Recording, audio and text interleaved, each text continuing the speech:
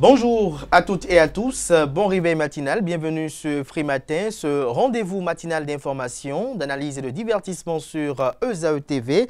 Dans l'actualité ce matin, on note les grandes décisions qui ont été prises hier en Conseil des ministres sur la présidence effective du chef de l'État et chef du gouvernement, le président Patrice Talon. On note également quelques commentaires au sujet de l'affaire baptisée Akpounan Gate qui défraie la chronique suite bien évidemment à cette sortie médiatique du haut commissaire à la prévention de la corruption qui évoque la mise en place d'une commission qui va un tant soit peu auditer les différents projets exécutés dans ces départements de l'énergie et de l'eau. On en parle dans la presse locale, mais dans le bulletin matinal d'information avec Anel Dou, nous aurons à suivre les grandes décisions qui ont été prises hier en Conseil des ministres sous la présidence effective, comme je disais tantôt, du chef de l'État et chef du gouvernement, le président Patrice Talon. La correction du baccalauréat session de juin 2025 a démarré sur l'ensemble du territoire national le lundi dernier.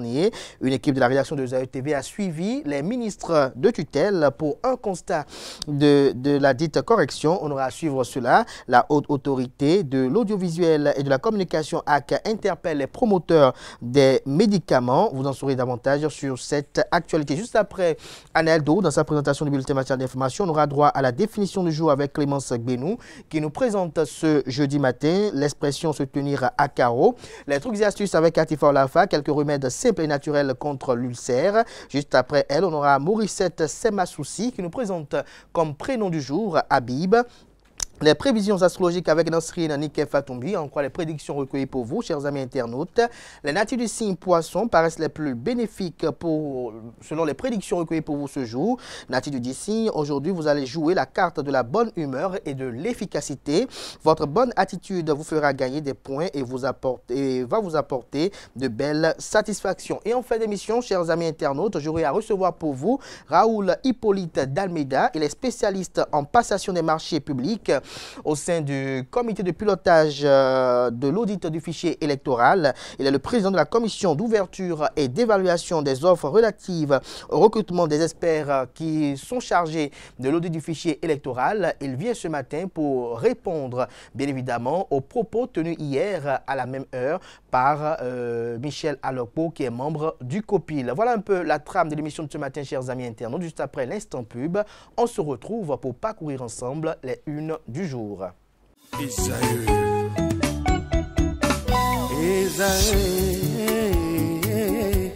Vous recherchez une école de référence pour une double formation universitaire et professionnelle de qualité? Voici l'opportunité à ne pas rater. L'École supérieure d'administration, d'économie, de journalisme et des métiers de l'audiovisuel ESAE vous offre des programmes d'enseignement en licence et en master orientés vers l'emploi qui font d'elle une référence à travers les filières de l'administration générale et territoriale, l'administration du travail et de la sécurité sociale, droit, diplomatie et relations internationales, administration hospitalière, universitaire et intendance, journalisme et métiers de l'audiovisuel et toutes les filières des sciences de gestion. Une seule adresse, www.esae.bj. Rendez-vous dès maintenant sur nos campus ESAE Bedjromende au numéro 90 93 65 21 ou au numéro 98 98 14 00. Paracourt sur le numéro 52 46 12 12. Aboumé-Calavi au numéro 52 88 44 44. Akpakpa au numéro 52 88 33 33. ESAE, l'excellence à un nom.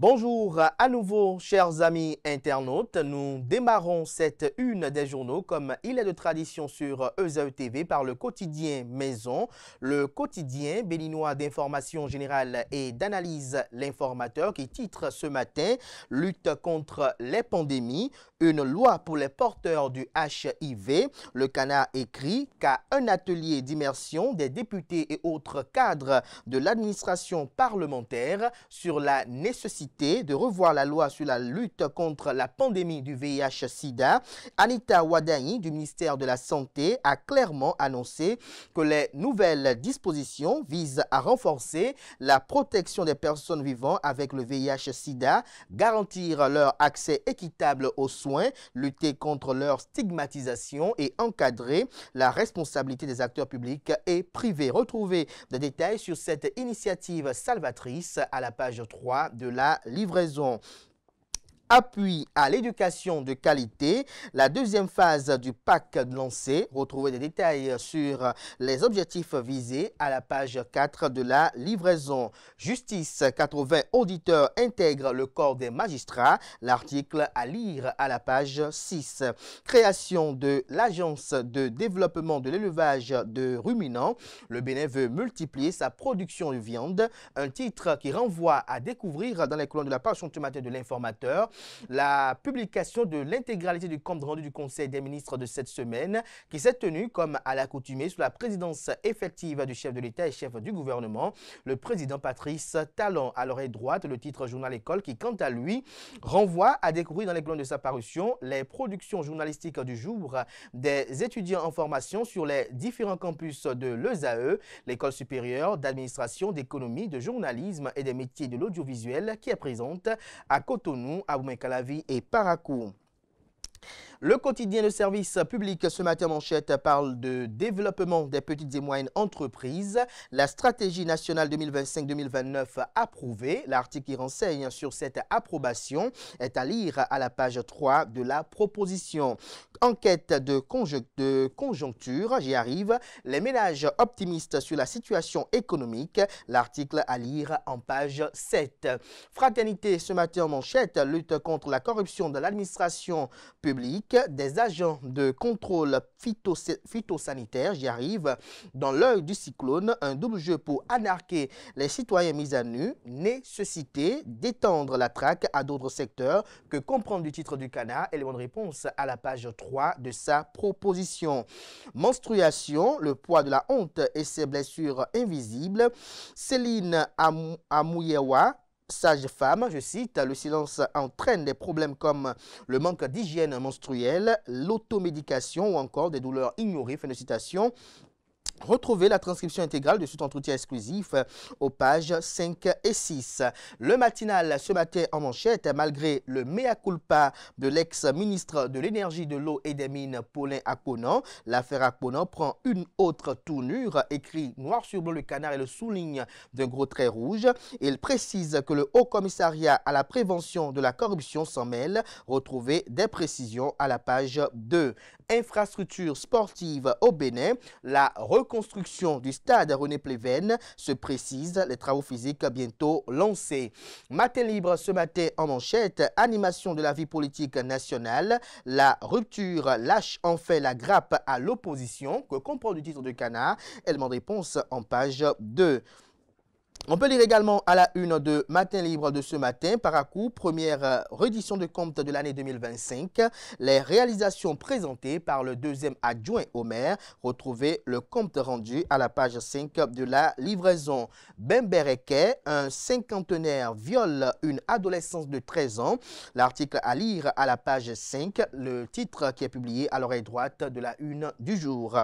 Le Béninois libéré, décision du Conseil des ministres du 2 juillet 2025 sur le développement, l'environnement, le numérique et la santé. Patrice Talon, architecte d'un Bénin nouveau et admiré. L'œuvre du miracle béninois se poursuit, estime le confrère de Le Béninois libéré. Hausse des frais de retrait mobile money. MTN Bénin hérite les Béninois, rapporte Le Béninois libéré. L'hebdomadaire humoristique et satirique apparaissant à Cotonou, le déchaîné du jeudi public cette semaine en manchette. Vacances, connais-tu mon beau village? C'est une interrogation et vous avez un père de famille qui est assis au salon avec son épouse et ses 3 enfants. Au père de dit, les enfants, vous n'avez rien foutu en classe cette année. Vous irez passer les vacances au village chez votre grand-mère. Et à l'épouse, autant pour moi de rétorquer, Tchaï, n'y pense même plus, Gaspard, tu veux offrir mes enfants aux sorciers de ta famille? Non. C'est une interrogation qu'elle pose. Retrouvez la suite des autres œuvres satiriques chargées de messages dans les colonnes de la parution de cette semaine, disponibles dans les kiosques au prix de 500 francs CFA. On lit à présent le premier quotidien économique du Bénin, l'Économiste, qui titre ce matin en manchette « Science et développement, des chercheurs transforment les déchets plastiques en paracétamol. Inclusion financière et innovation en Afrique, EcoBank Group et Google Cloud signent un partenariat. » Retrouvez les enjeux qui concourent autour du partenariat à la page 8 de la livraison. pouvoir et influence. Titre Gasciani Info ce matin en manchette. Les coulisses de la présidentielle au Bénin. En illustration, une image sur laquelle on aperçoit le président Patrice Talon donner une poignée de main à l'ancien président de la République Thomas Boniaï, actuel président du parti politique d'opposition Les Démocrates. En fond, on peut apercevoir l'ex-président Nicéphore Dieudonné Soglo, premier président du Bénin lors de l'ère du renouveau démocratique. On peut lire également à la une de Gasciani Info de ce matin. Criette, cours de répression des infractions économiques et du terrorisme et réseaux sociaux, les pièges à éviter pour rester dans la légalité. L'emblème du jour à présent, société, santé et création artistique. Journalistes et artistes meurent et si l'État agissait, s'interroge le confrère. Le quotidien Le Pays émergent, coup de tonnerre dans le football béninois, Sam Nelly en difficulté. Le club champion du Bénin risque de ne plus participer au tournoi qualificatif de la Ligue des champions féminines de la CAF. Toutes les joueuses seraient sans passeport béninois, une situation qui inquiète. De quoi parle le Canard? Élément de réponse dans les colonnes de sa proposition. Visite des membres du comité exécutif de la Fédération béninoise de football FBF sur le chantier de construction du centre d'excellence de football féminin à Lokossa. Des améliorations, mais le président Mathurin de Chacus insiste sur l'accélération des travaux. Taux d'avancement 34,56% des signes d'assurance, le joueur bientôt sorti de terre. Décryptage info ce matin, transparence de la dette, la Banque mondiale pour un changement des modalités de déclaration. Le Canard écrit qu'un nouveau rapport de la Banque mondiale sur la transparence de la dette révèle qu'en raison du resserrement des conditions de financement, un nombre croissant d'économies en développement ont recours à des mécanismes d'emprunt hors budget et très complexes, ce qui rend plus difficile l'évaluation précise de l'exposition à la dette publique. Dans ce contexte, le rapport recommande un changement radical des modalités de déclaration et de divulgation de la dette de la part des pays débiteurs et créanciers, mais aussi un élargissement de ce qui est déclaré et des informations plus détaillées près après. Retrouvez des précisions sur l'article du journal à la page 5 de sa proposition. Conseil des ministres de cette semaine, notamment en lien avec l'autosuffisance en viande, une agence pour booster l'élevage des ruminants au Bénin. Dynamisme info ce matin, participation à la gouvernance du Bénin, ces ministres et préfets qui bouclent les 10 ans avec Patrice Talon vous sont présentés à la page 5. Mission préélectorale de la communauté économique des États de l'Afrique de l'Ouest CEDEAO en Côte d'Ivoire, aller au-delà de l'ordinaire pour amener à respecter les règles démocratiques. En illustration, la photo de l'ancien président de la Cour constitutionnelle, Théodore Olo. L'autre quotidien à présent, pour combler le déficit national en matière de protéines animales, le gouvernement crée une agence de développement de l'élevage des ruminants. Le quotidien La Boussole à présent, présidentielle de 2026 au Bénin, force et faiblesse des potentiels successeurs de Patrice Talon, état des lieux d'une succession ouverte mais verrouillée. Pour l'autonomisation des filles et la lutte contre la mortalité maternelle, Louis Béounou-Vlavonou échange avec Dr Sénène Ronton. Le routier à présent, après ses excuses publiques à son prédécesseur et au chef de l'État, et si Saint-Seydou Adambi retirait sa plainte contre Akponan, s'interroge le Canard. Ce sera tout pour la présentation de quelques titres parus ce jour dans la presse locale. Merci de votre attention.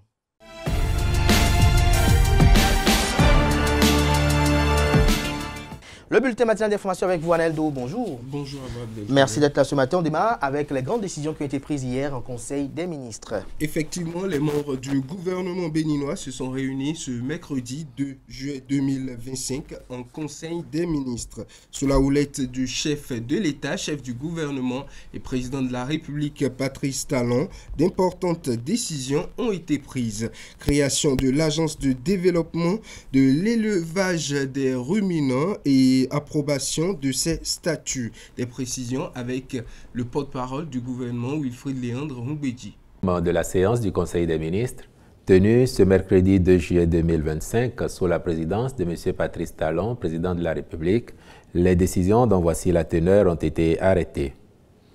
Au chapitre des mesures normatives, en point 1, création de l'Agence de développement de l'élevage des ruminants et approbation de ses statuts. Les récentes études ont montré que le taux de couverture des besoins en viande par la production nationale est estimé à 49,3%. Ce taux, bien qu'en croissance constante ces dernières années, ne suffit pas à satisfaire la demande en protéines animales. Le déficit constaté résulte de plusieurs causes, dont la persistance de pratiques traditionnelles d'élevage, la dominance de géniteurs à faible performance, une alimentation non adaptée, mais aussi et surtout un besoin en investissement conséquent dans les techniques et outils productifs. C'est pourquoi, prenant la mesure de la situation, le gouvernement a fait de la filière viande une priorité, avec pour ambition d'assurer la couverture sur le plan national en produits carnés à travers divers projets et programmes destinés à accroître la production locale. Cependant, la faible synergie dans la conduite des diverses actions entreprises, la lourdeur dans les pratiques administratives et l'inadaptation des procédures de passation des marchés sont quelques facteurs qui entravent l'atteinte des résultats escomptés. La création de cette agence et l'adoption de ces statuts répondent donc à l'impératif de combler ces insuffisances. Elle a pour mission d'assurer le développement de l'élevage des ruminants, d'optimiser les ressources en améliorant l'efficacité et l'impact des interventions. Aussi, les règles administratives de gestion seront-elles simplifiées ainsi que celles relatives aux passations des marchés publics. Le ministre de l'Économie et des Finances et le ministre de l'Agriculture, de l'Élevage et de la Pêche prendront les dispositions nécessaires pour en assurer l'opérationnalisation. En point 2, transmission à l'Assemblée nationale pour examen et vote du projet de loi sur l'environnement en République du Bénin. Le présent projet découle de l'évaluation de la loi-cadre sur l'environnement. Elle en a révélé les limites s'agissant notamment de son contenu jugé restrictif et l'encadrement des pollutions. L'optimisation de la gestion de certains compartiments de l'environnement était devenue nécessaire, de même que le renforcement des sanctions qu'encourent les contrevenants. L'évidence de la relecture de cette loi tient également du fait qu'après plus de 2 décennies d'application, les préoccupations environnementales ont largement évolué, suggérant une actualisation du socle législatif pour une meilleure prise en charge de celle-ci. Le présent texte est issu d'une démarche participative qui a regroupé les principaux acteurs du domaine, mais aussi d'intervenants multisectoriels. Les innovations introduites sont relatives notamment à la définition des concepts nouveaux et importants liés à l'environnement, la prise en compte de l'économie verte, des changements climatiques, des produits chimiques dont le mercure, des produits dangereux tels que ceux provenant d'équipements électriques et électroniques. L'implication plus marquée des collectivités territoriales, du secteur privé et de la société civile dans le cadre institutionnel de gestion de l'environnement au Bénin. L'intégration de nouvelles dispositions relatives à la gestion des déchets dangereux. Les installations classées pour la protection de l'environnement. L'institution d'un système d'évaluation de gaz à effet de serre et la responsabilité sociétale des entreprises. Les ministres chargés de l'environnement et de la législation assureront le suivi en vue de l'aboutissement de la procédure législative. Une mission de contrôle technique de 2 projets était au cœur des communications qui ont été effectuées en Conseil des ministres cette semaine. Dans le registre des communications, on note la mission de contrôle technique pour 2 projets du programme d'action du gouvernement. Approbation de la stratégie nationale de promotion et de développement des petites et moyennes entreprises 2025-2029. Au chapitre des communications, en point 1, mission de contrôle technique pour 2 projets du programme d'action du gouvernement. En vue de favoriser l'exécution imminente de ces projets, en conformité avec les cahiers des charges, le Conseil des ministres a marqué son accord pour la contractualisation avec des cabinets expérimentés aux fins d'assurer le contrôle technique et garantir la qualité des ouvrages à réaliser. Les projets concernés sont la construction de l'école de mode et des beaux-arts, le siège des institutions de régulation. Les ministres chargés de ces dossiers accompliront toutes les diligences requises à cette fin. En point 2, approbation de la stratégie nationale de promotion et de développement des petites et moyennes entreprises 2025-2029. Le gouvernement avait approuvé le 28 mai 2025 la politique nationale de promotion et de développement des petites et moyennes entreprises pour la décade 2025-2034. Celle-ci a pour objectif de faciliter leur croissance dans des conditions optimales. C'est dans le but d'en faciliter la mise en œuvre que la présente stratégie a été élaborée pour la période 2025-2029. Elle vise à éliminer les obstacles actuels et à bâtir un écosystème propice à l'émergence de micro, petites et moyennes entreprises béninoises dynamiques, compétitives et résilientes. Par ailleurs, l'exécution de son plan d'action facilitera le suivi de toutes les interventions en faveur de ces catégories d'entreprises et permettra de tenir compte des mutations socio-économiques afin de mieux répondre aux nouveaux défis qu'elles rencontrent. Le ministre des Petites et Moyennes Entreprises et de la Promotion de l'Emploi prendra, en collaboration avec les autres ministres concernés, les dispositions pour la mise en œuvre efficace des grandes orientations et actions retenues à cet effet. En point 3, travaux de reconstruction du stade René Pleven. Au nombre des projets d'infrastructures sportives modernes, adaptés pour la pratique du sport, tant au niveau amateur que professionnel, en particulier chez les jeunes, figure celui de la reconstruction du stade René Pleven de Cotonou. Sont pris en compte dans ce cadre des aménagements prévus, le terrain principal de football à refaire en gazon synthétique de 45 mm de qualité FIFA Quality Pro, le terrain d'entraînement en terre, les terrains de handball, basketball, volleyball et tennis, tous avec un revêtement du sol sportif en polyuréthane. Les tribunes, clôtures et guérites, bâtiments connexes, canopées, élytrage, piscine, VRD, aménagements paysagers, châteaux d'eau et forages.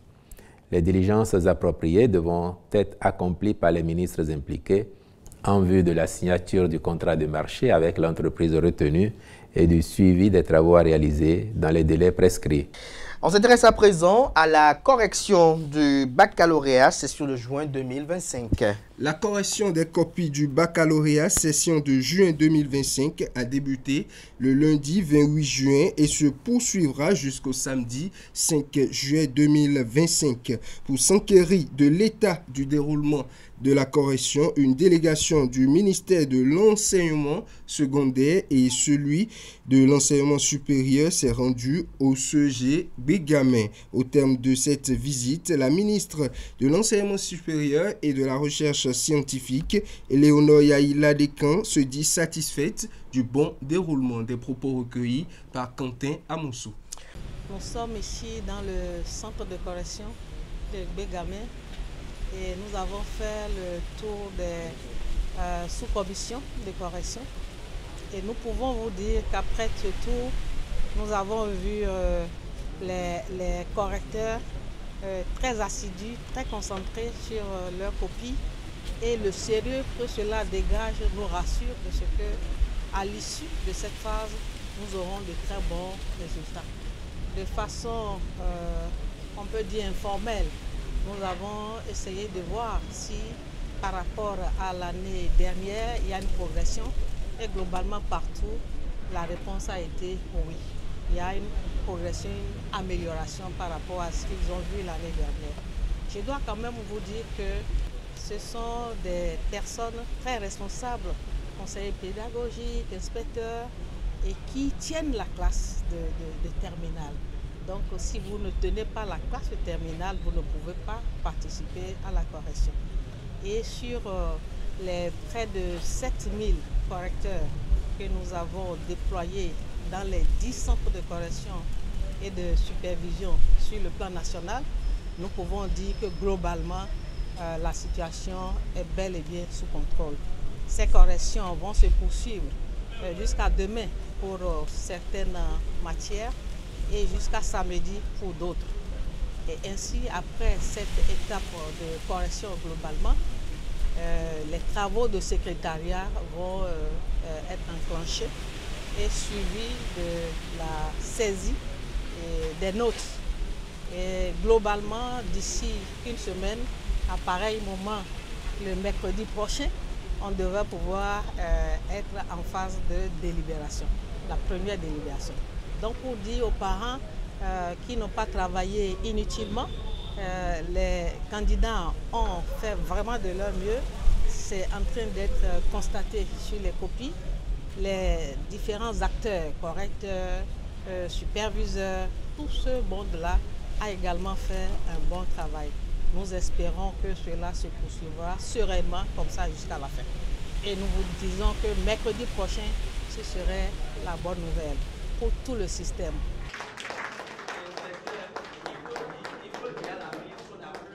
La Haute Autorité de l'Audiovisuel et de la Communication HAC interpelle les promoteurs des médicaments. La Haute Autorité de l'Audiovisuel et de la Communication HAC fait un rappel à l'ordre aux promoteurs des médicaments auprès des populations. Ceci à travers un communiqué rappelant l'interdiction stricte de toute promotion de médicaments auprès du grand public. Cette mise en garde, publiée le 27 juin 2025, s'appuie sur le décret 2024-1297 du 6 novembre 2024. L'article 37 précise que la promotion portant sur tout médicament et tout produit considéré comme médicament auprès du grand public est interdite. L'interdiction concerne non seulement les produits pharmaceutiques, mais aussi les produits de la pharmacopée, les produits et pratiques des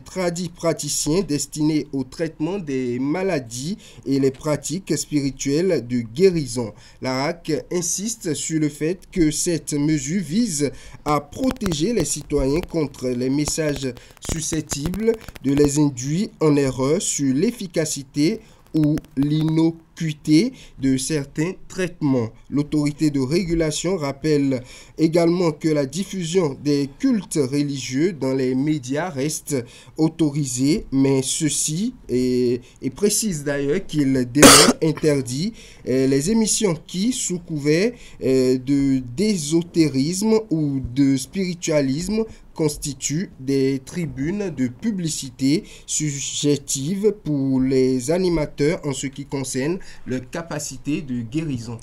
La phase 2 du programme PAC a été officiellement lancée.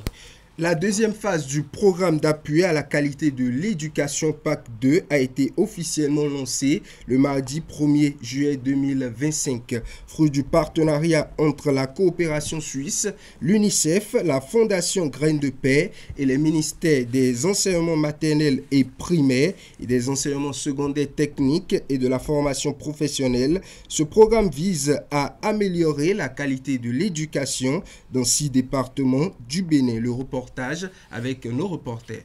Au nom de Monsieur le ministre des Enseignements maternels et primaires, je déclare officiellement lancées les activités de la phase 2 du programme d'appui à la qualité de l'éducation PAC 2.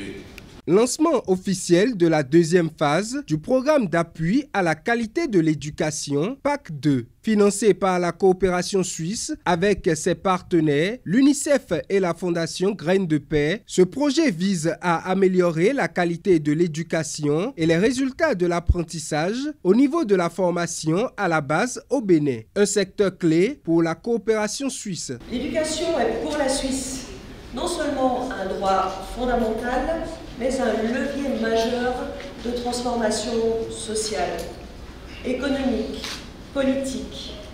Elle est aussi un investissement stratégique dans la justice et l'inclusion et pour la paix. C'est donc dans cet esprit que nous poursuivons ce partenariat pour consolider les acquis de la première phase du PAC, une phase qui avait permis de toucher entre 2019 et 2024 un total de plus de 2 millions d'élèves, dont 50% de filles, répartis dans 1820 établissements scolaires des départements du Borgou, de la Liborie, de la Takora, de l'Atlantique et du Zou. Le PAC 2, qui fait suite au 1, organisé en étroite collaboration avec le ministère des enseignements maternels et primaires et le ministère des enseignements secondaires, techniques et de la formation professionnelle, est prévu pour durer de 2024 à 2028 et va intervenir dans 6 départements, à savoir le Borgou, la Libori, la Takora, la Donga, le Zou et le Koufo. Cette phase vient confirmer les acquis de la première phase. Les résultats produits dans la trajectoire de l'accompagnement de notre État sont perceptibles et impressionnants. Que CPTF trouve ici la marque de la profonde gratitude du ministre des Enseignements maternels et primaires, chef de file des ministres en charge de l'éducation. La phase 2 du PAC s'inscrit dans la continuité de ces acquis, avec des ambitions encore plus affirmées. À travers ces objectifs qui sont clairement exprimés, des résultats durables sont attendus, à savoir consolider les compétences pédagogiques dans plus de 3640 écoles de la zone d'intervention, offrir un environnement scolaire protecteur, sécurisant et sécurisé, garantissant un accès équitable à l'éducation de tous les enfants. Pour cette phase du programme d'appui, les ambitions sont grandes avec plusieurs innovations. À la phase 2, nous ambitionnons d'impacter 1 741 000 élèves âgés de 5 à 18 ans, dont au moins 50% de filles, y compris les enfants en situation de handicap et de vulnérabilité, de toucher aussi 39 500 enseignantes et enseignants du primaire, de former 600 conseillers, conseillères pédagogiques, inspecteurs et inspectrices du primaire et du secondaire. Il y a aussi comme innovation le renforcement de la prévention des conflits et de la réponse éducative en contexte d'urgence. Il y a l'appui direct au ministère de l'Éducation pour un pilotage plus efficace et l'institutionnalisation des approches de la phase 1 avec la coordination ministérielle. Comme autre innovation, nous avons l'intégration des dimensions de genre, d'inclusion sociale, d'éducation à la paix. Et enfin, l'adoption d'une approche multi-acteurs pour la qualité des apprentissages et l'éducation à la paix. Des présentations ont permis de comprendre les différents axes de ce programme. Le PAC 2 s'est donc activé pour le mieux-être de l'éducation au Bénin. La 4e édition des Trophées Yavo a eu lieu le samedi dernier. Situé au quartier Vossa à Cotonou, le centre Yavo a abrité la 4e édition des Trophées Yavo le samedi 28 juin 2025. Une initiative de l'association qui porte le même nom. Carles Kitomé a été témoin de cette soirée de récompense. Le récit dans ce reportage. Vive la Aziza. Merci. Merci,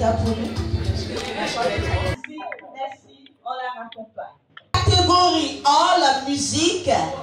Je remercie infiniment mon élève, Rodolfo Tomba.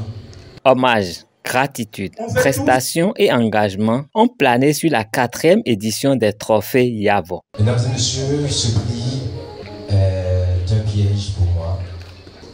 Et ce prix nous amène à faire beaucoup mieux, à davantage nous prendre au sérieux, à relever de grands défis et à laisser un gros héritage à la postérité. Ce que nous avons de plus cher, c'est notre culture. Et dommage, les acteurs de ce secteur ne sont pas bien logés. Et des initiatives pareilles sont encouragées parce que moralement, ça requinque.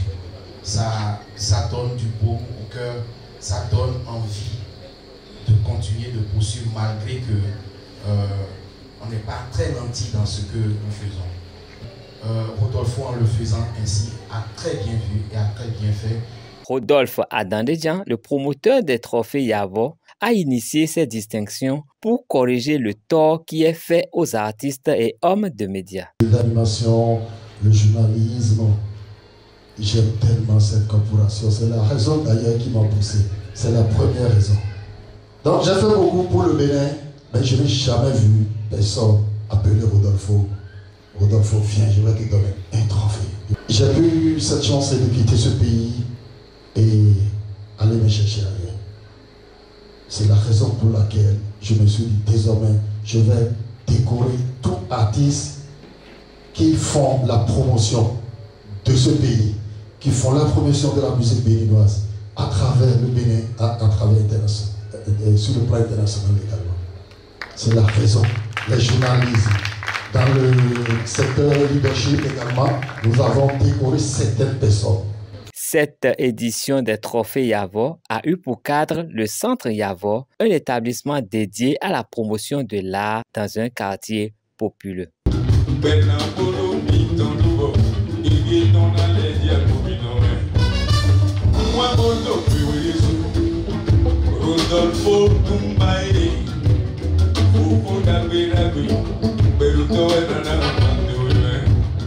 Une actualité hors de nos frontières pour boucler ce bulletin matinal d'information. Hors de nos frontières au Sénégal, la Cour suprême a confirmé le mardi 1er juillet la condamnation du Premier ministre Ousmane Sonko pour diffamation contre l'ex-ministre du Tourisme sénégalais Mbaye Niang. Pour rappel, les faits se sont déroulés au moment où l'actuel Premier ministre était encore dans l'opposition. La Cour a rejeté la requête des avocats d'Ousmane Sonko qui demandaient le renvoi du dossier qui l'oppose à l'ancien ministre Mbaye Niang devant la Cour constitutionnelle afin d'examiner la conformité d'un des articles du Code pénal ayant permis la condamnation de leur client en appel. En conséquence, la Cour suprême confirme la régularité de la condamnation d'Ousmane Sonko pour diffamation et l'obligation de payer une amende de 200 millions de francs CFA à l'ancien ministre du Tourisme. Par cette nouvelle confirmation, le mardi dernier notamment, Ousmane Sonko ne redevient pourtant pas inéligible car cette condamnation tombe sous le coup de la loi d'amnistie adoptée en mars 2024 et amendée par la nouvelle majorité en avril 2025. Cette loi d'amnistie qui a permis à Ousmane Sonko de voter et de se présenter aux élections législatives de novembre 2024 concerne tous les faits susceptibles de revertir la qualification d'infraction criminelle ou correctionnelle commis entre le 1er février 2021 et le 25 février 2024, tant au Sénégal qu'à l'étranger, se rapportant à des manifestations ou ayant des motivations politiques, ce qui est le cas de cette condamnation pour diffamation selon les avocats. Merci à vous Analdo pour cette présentation. N'oubliez pas que la grande édition du journal télévisé sur Euzao TV est prévue pour 19h avec Billy Gaëla et B. Si tout va bien, bien évidemment. Place à présent à la définition du jour.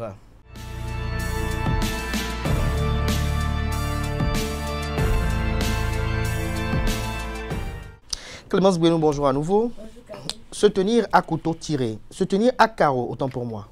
Mesdames et messieurs, bonjour et bienvenue sur notre rubrique La définition du jour. Alors, se tenir à carreau signifie rester sur ses gardes, faire attention à son comportement pour éviter des problèmes ou des reproches. Une personne qui se tient à carreau reste discrète, prudente et obéissante, souvent par crainte d'une punition ou pour ne pas attirer l'attention. Exemple, depuis qu'il s'est fait réprimander par son patron, il se tient à carreau. Autrement dit, se tenir à carreau, c'est adopter une attitude irréprochable pour ne pas avoir d'ennui. C'est tout pour la définition de ce jour. Merci. Merci à vous également pour cette présentation. Chers amis internautes, à présent, on va convoquer en plateau Atifa Lafa pour les trucs et astuces et Morissette Sebasoussi pour le prénom du jour.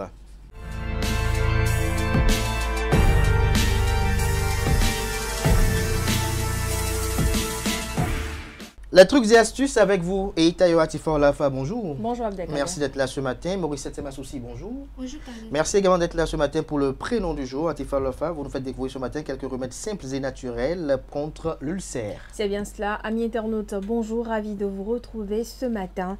Bien qu'un avis médical soit essentiel, une intervention douce est recommandée. Des remèdes maison contre les douleurs liées aux ulcères d'estomac peut apporter un soulagement apaisant. Alors comme premier remède, on a le bicarbonate de soude. Dilué dans de l'eau, le bicarbonate de sodium a un effet alcalin sur le tube digestif, neutralisant rapidement l'acide gastrique et soulageant temporairement l'inconfort des brûlures.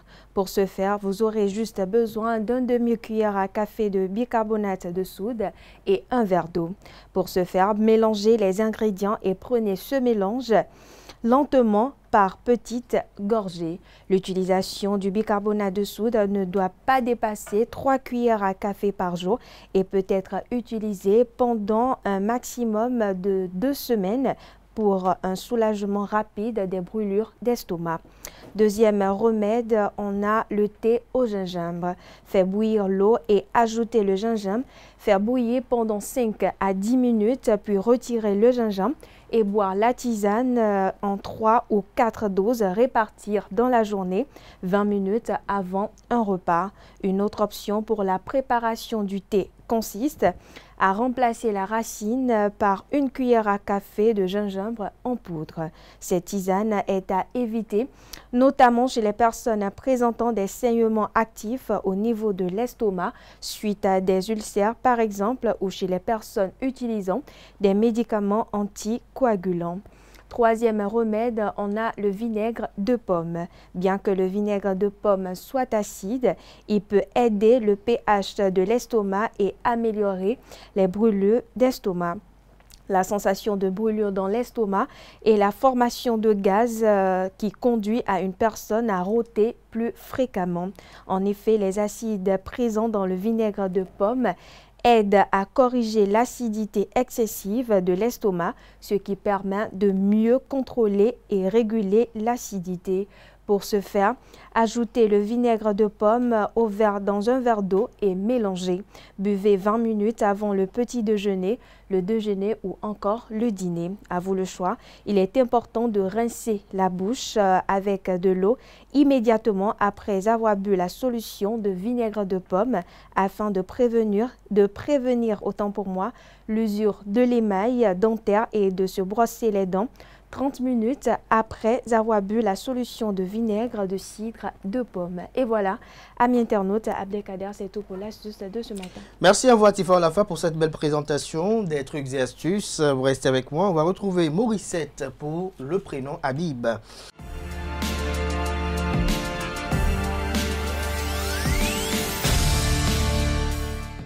C'est ma souci Morissette. Bonjour à nouveau. Bonjour, Kader. Alors, parlez-nous des Habib. Bonjour à toutes et à tous et bienvenue dans votre rubrique Le prénom du jour. Aujourd'hui, focus sur un prénom tendre et noble, Habib. Habib est un prénom arabe, il signifie aimé, chéri, bien-aimé.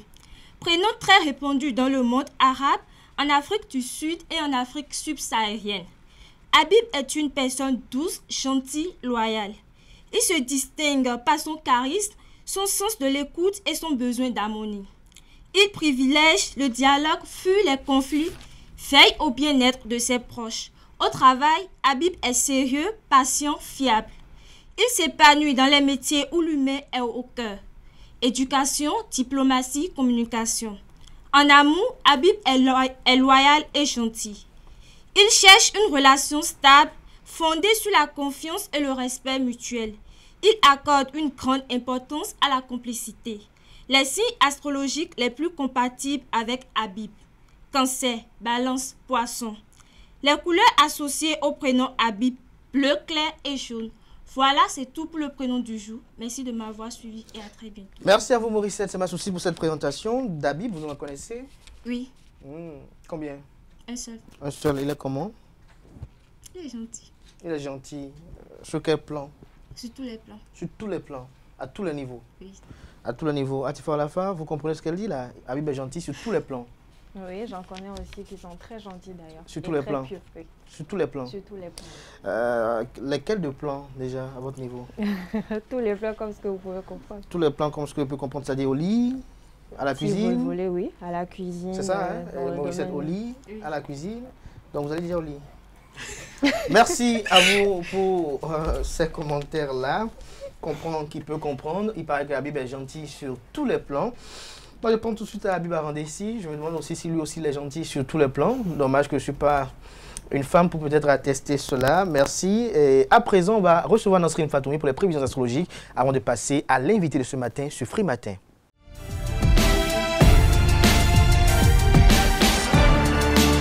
Les prévisions astrologiques avec vous, Nasrine Fatoumi, bonjour. Bonjour Abdelkader. Merci d'être là ce matin. Vous en connaissez d'Habib?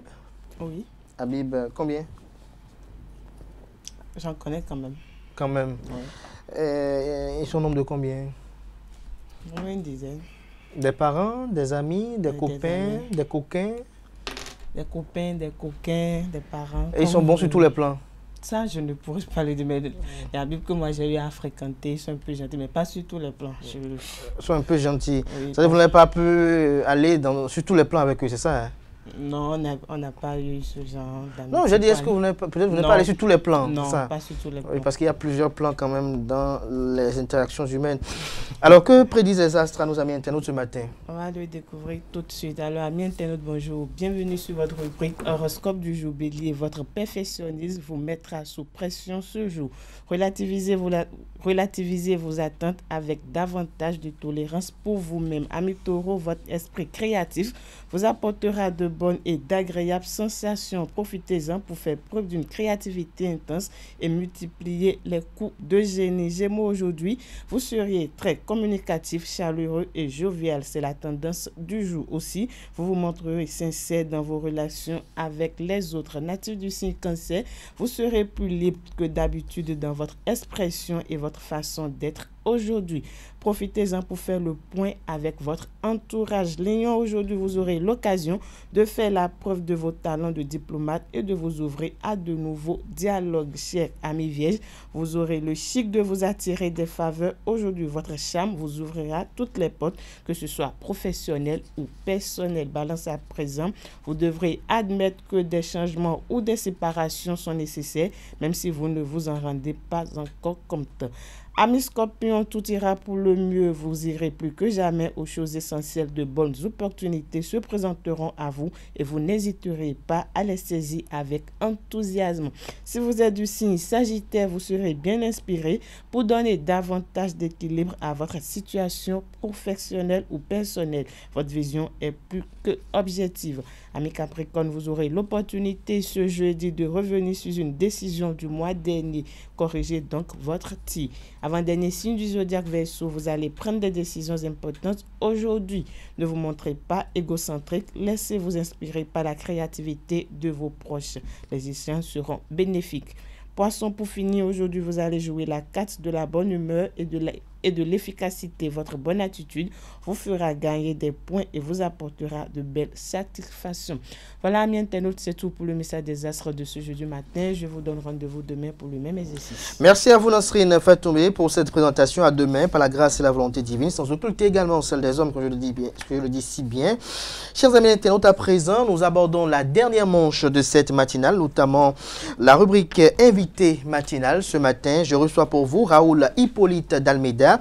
Il est spécialiste en passation des marchés publics au comité de pilotage de l'audit du fichier électoral. Il est également le président de la commission d'ouverture et d'évaluation des offres relatives au recrutement des experts. Il est là ce matin pour nous en dire davantage sur ce qu'il en est de supposés cas de fraude éventuelle par rapport au recrutement des experts internationaux.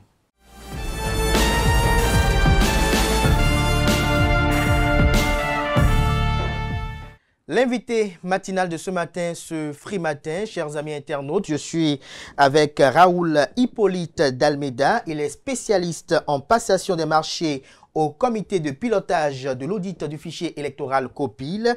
Au sein de ce Copil. Il est le président de la commission d'ouverture et d'évaluation des offres relatives au recrutement des experts internationaux.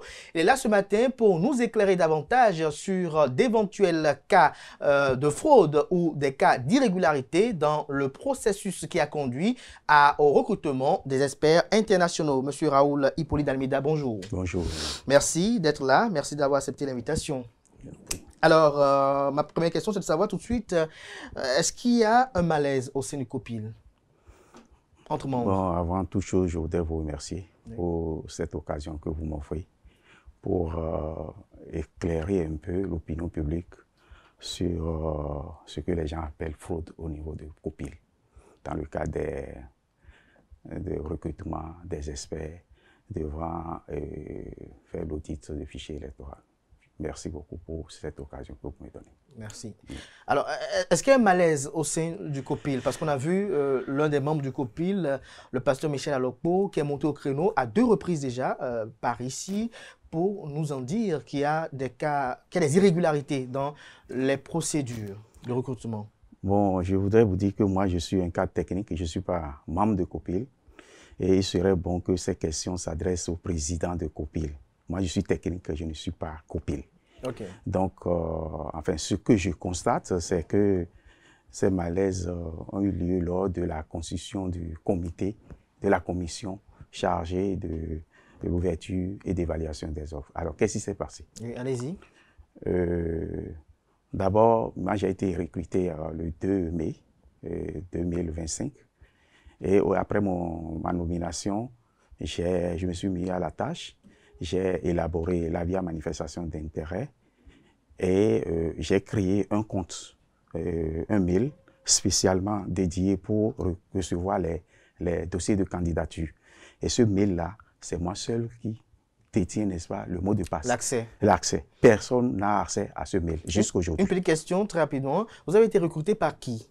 J'ai été recruté par Copil. J'ai été recruté par Copil sur par quel procédé, oui? Bah, ouais, ils ont fait appel à candidature. J'ai déposé mon dossier, ils ont consulté et puis ils m'ont retenu. Je ne connais personne à Copil. On m'a recruté sur la base de mon dossier. Allez-y, vous avez un mail Donc, le mail, c'est ça qui a permis d'envoyer les dossiers de candidature que j'ai centralisés. Donc, personne n'a eu accès à ce mail-là jusqu'au jour de l'ouverture des dossiers de candidature. Alors, avant le lancement, j'ai constitué les dossiers mis à manifestation, tous les dossiers qu'il faut pour que nous puissions apprécier les dossiers de candidature. Alors, juste après ça, le président a mis en place la commission chargée d'ouverture et d'évaluation des offres. C'est à ce niveau-là que le problème s'est posé, parce que conformément au décret portant AOF des PRMP et commission d'ouverture et d'évaluation des offres, cette commission devait constituer de 4 membres, à savoir le spécialiste des marchés publics qui est le président de la commission, le responsable des finances qui est le régisseur, et un technicien du domaine. Nous avons choisi un informaticien qui est Tchabi, Kassim Tchabi. Et il faut un juriste. C'est à ce niveau-là que le problème s'est posé parce qu'au sein de Copil, il y a 3 juristes. Il y a M. Elias, le président, qui est juriste. Il y a M. Bachabi, juriste, et M. Alokpo. C'est les 3 juristes. Donc pour les départager, le président a demandé que chacun dépose son diplôme. Donc ils ont fourni les diplômes. On a constaté que Elias a la maîtrise en droit, et M. Bachabi a 2A en droit, et Alokpo a présenté capacité en droit. Donc, le président a dit normalement que c'est Bachabi qui devient le membre de COI, qu'on appelle la commission d'ouverture et d'évaluation. Et c'est là que M. Alokpo s'est fâché, il s'est retiré, il est parti. Et la fin, nous avons vu ce qui s'est passé après les votes. Donc, moi, je pense que c'est un acte de règlement de compte qui se trouve. Donc, vous pensez que la différence d'agissement de M. Alokpo résulte de son mécontentement de ne pas avoir appartenu à la commission d'ouverture et d'évaluation des offres relatives au recrutement des experts? Oui, c'est la lecture que moi je fais de sa réaction. De sa réaction. Oui. Mais sur ce qu'il a eu à dénoncer, sur le fait qu'il y aurait eu une shortlist qui aurait été conçue, et que ce sont les candidats inscrits sur la shortlist là qui sont retrouvés in fine recrutés. Qu'est-ce que vous en dites? Non, d'abord, il a parlé de shortlist. Cette liste, 3 mois avant l'ouverture des offres, moi, je n'étais pas encore recruté. J'ai été recruté, comme je l'ai dit, le 1er ou 2 mai, parce que le 1er c'était férié. J'ai pris service le 2 mai. Donc, ça fait, disons, 2 mois. Et la liste, pour lui, existait avant. Donc, je n'ai pas eu connaissance. Vous n'avez pas eu connaissance de cette liste-là? Non, je n'ai pas eu connaissance et je vous assure que nous avons travaillé avec méthode de rigueur et professionnalisme. On était 4 et il est arrivé 2 fois. Nous voir, nous saluer, mais il n'a pas fait plus d'1 minute. Il dit ça va, ça se passe bien et se retire. Michel Alokpo? À Michel Alokpo. Par contre, les autres sont là, les membres de la commission étaient là, on a travaillé comme cela se doit et vous avez vu les résultats. Nous avons fait conformément à l'avis à manifestation d'intérêt que nous avons ici. Donc, les critères, tout est défini. Et ce qui s'est passé, c'est que nous avons eu 32 experts candidats à dossier que nous avons reçus dans notre boîte électronique. Nous avons classé suivant les différents domaines. Nous avons 10 candidats pour droit et nous avons, je pense, 8 pour démographie et statistique et 5 pour la biométrie et 9 pour le système d'information. Donc ceux-là, ils sont venus d'un peu partout, Canada, France, Afrique, Sénégal, Mauritanie, Guinée, partout. Donc ça veut dire que ce que nous avons fait, les gens ont reçu, n'est-ce pas, ce dossier et ils sont intéressés à la chose. À ce jour, aucun de ces candidats n'ont dénoncé ce que nous avons fait, étant donné qu'à la fin, nous avons envoyé les résultats dans leur boîte. Tous les 32 candidats ont eu les résultats. Et aucun d'eux n'a monté au créneau pour dénoncer un cas de fraude. Contraire, il y a certains qui nous ont félicités pour notre professionnalisme parce qu'ils ont dit qu'ils ont toujours participé, mais ils n'ont jamais eu ces résultats à la fin. Mais nous, on leur a envoyé pour avoir leur réaction. Et il n'y a eu aucune réaction. Sinon, c'est seulement Alokpo qui est venu ici, parler, ça l'engage et... Moi, je ne me retrouve pas dans ce qu'il a dit. Vous ne vous retrouvez pas dans ce qu'il a dit. Mais est-ce que vous ne trouvez pas un petit gêne dans le fait qu'il puisse dire qu'une shortlist qui a été conçue regorge des noms qui sont retrouvés in fine recrutés par votre commission? Ouais. Est-ce que là, ça ne pose pas un petit problème? Est-ce qu'il est légal qu'une shortlist soit conçue avant le recrutement? Non, qui va concevoir la liste? Non, ce n'est pas légal. Et moi, j'ai travaillé en toute liberté. L'impartialité aussi. Donc, on n'a pas eu d'influence extérieure, ni du président, ni d'un membre. Nous avons travaillé comme cela se doit. Mais quand on a fait sortir la liste, et que c'est ceux-là que nous avons retenus, mais j'ai tiqué, mais je me suis dit, mais où est sorti cette histoire? Quel est ce hasard-là? Je n'ai pas compris. Vous n'avez pas compris? Non, je n'ai rien compris jusqu'à aujourd'hui. Mais ce qui est sûr, nous sommes sereins. On sait que ce que nous avons fait, c'est bon. Et il n'y a pas de problème. Et que ceux qui sont retenus sont qualifiés pour le travail? Ils sont qualifiés, c'est les meilleurs. Parce qu'il y a certains candidats qui n'ont pas été retenus et qui nous ont félicités, ils les ont félicités. Et leur ont souhaité plein succès dans leur mission parce qu'ils disent qu'ils les connaissent, ils connaissent leurs capacités, leurs compétences et qu'ils peuvent réaliser cette mission-là sans problème. Dans ces propos, il y a également, Michel Alokpo a dénoncé le fait qu'il y a eu des nationaux qui ont participé à ce recrutement par le truchement d'un cabinet, mais qui se sont vus rétoquer sans même étude. Qu'est-ce que vous répondez à cela? Non, il y a eu 3 cabinets. Et il y a 3 Béninois qui ont postulé. Il y a un cabinet. Vous savez, ce que nous avons fait, c'est prestations intellectuelles à service individuel.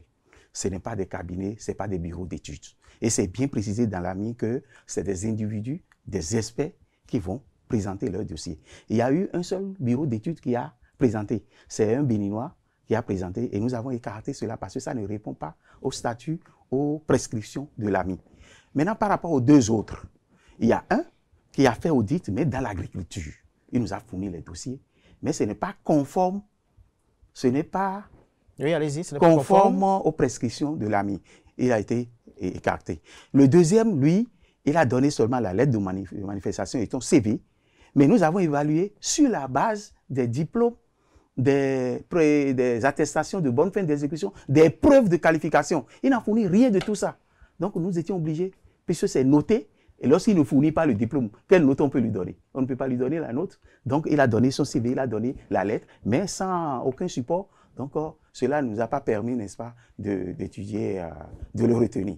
Voilà, donc voilà les 3 Béninois qui ont participé effectivement à la chose.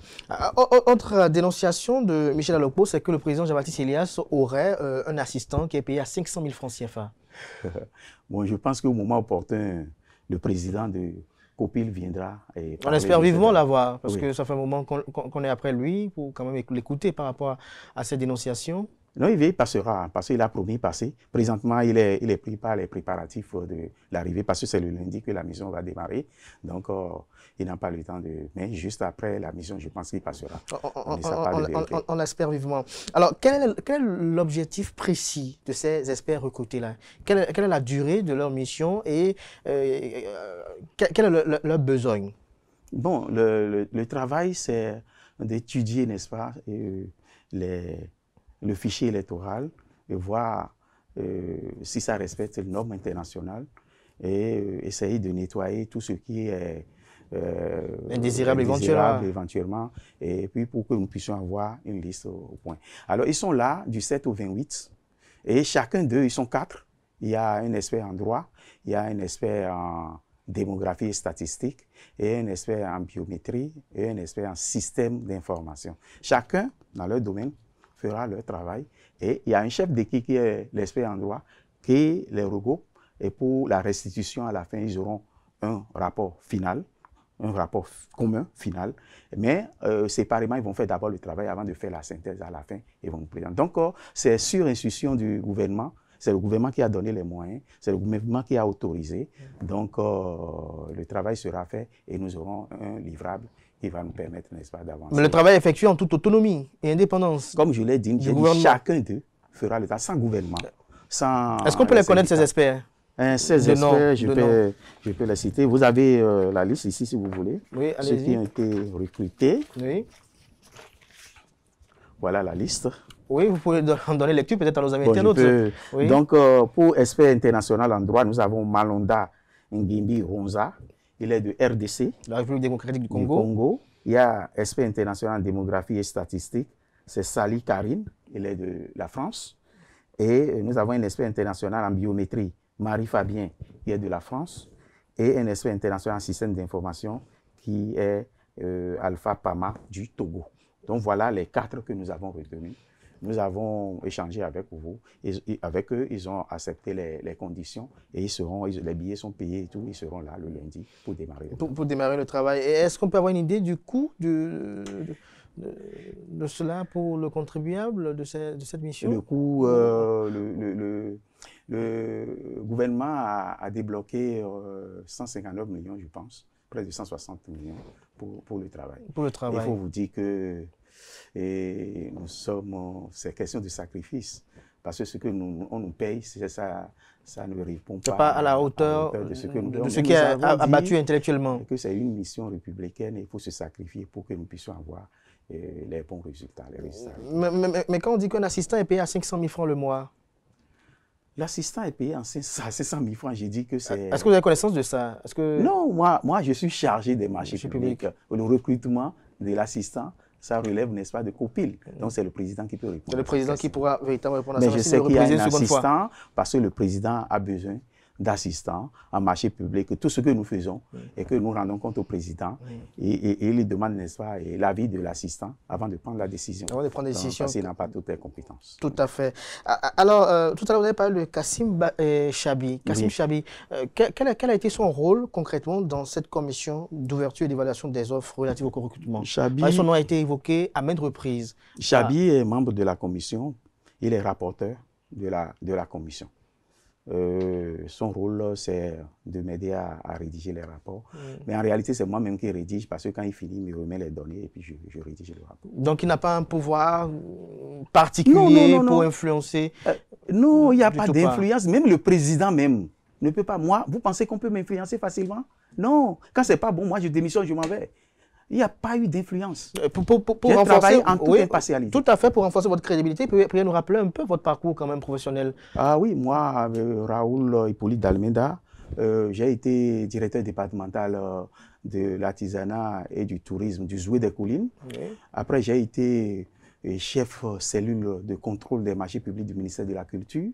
Et après, j'ai été la personne responsable des marchés publics de la Sénat, où j'ai organisé au moins 4 ou 5 élections avant de me retrouver à Copil. Merci de le préciser pour renforcer davantage votre crédibilité. Raoul Hippolyte d'Almeida, merci pour ce moment d'échange. Nous espérons vivement que le président du COPIL, Jean-Baptiste Elias, finira par répondre à notre invitation pour véritablement aussi apporter son son de cloche sur ce qui, on peut dire, quand même défraie un peu la chronique, sur ce qu'a eu à dénoncer Michel Alorpo. Merci véritablement pour avoir répondu à l'invitation, Raoul Hippolyte d'Almeida. Un petit commentaire pour conclure. C'est juste demander à l'opinion publique de nos compatriotes d'aider les parties prenantes, d'aider, n'est-ce pas, ces experts pour qu'ils puissent faciliter la tâche pour que nous puissions sortir grandir dans cette opération d'audit des élections. D'audit des élections. Merci à vous. Vous précisez que c'est une mission purement technique. C'est purement technique. Moi, je ne suis pas politique. Juste après ça, moi, je m'en vais. Vous en allez. Mais quelle est l'influence des politiques sur le travail?